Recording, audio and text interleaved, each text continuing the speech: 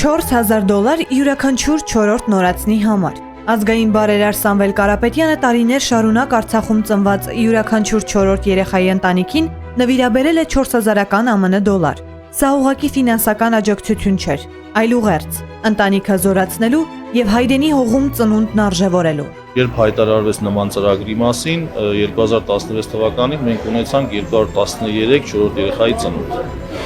Հաջորդ 2017 թվականին արդեն 230, իսկ 2018-ին 201 ընտանիքում ծնվել է 4-րդ երեխա։ Բարերարը բարեգործական ամենամյա ծրագիրն իրականացրել է Հայաստան համահայկական հիմնադրամի միջոցով։ Արխիվային այս կադրերը 2019 թվականի միջոցառումից են։ Սամվել Կարապետյանի նախաձեռնությունը միտված էր Արցախում ծնելիության խթանմանը, բազմազավակ ընտանիքների հոգսերի թեթևացմանը։ Ծախսելու տեղերը շատ ունենք, բայց շատ շնորհակալ ենք, որ ինչ որ չափով էլի օգնությունը, էլի մեծ օգնություն է։ Շատ լավ են գնահատում, շատ բարձր են գնահատում, շատ շնորհակալ ենք, շատ լավ ծրագիր է։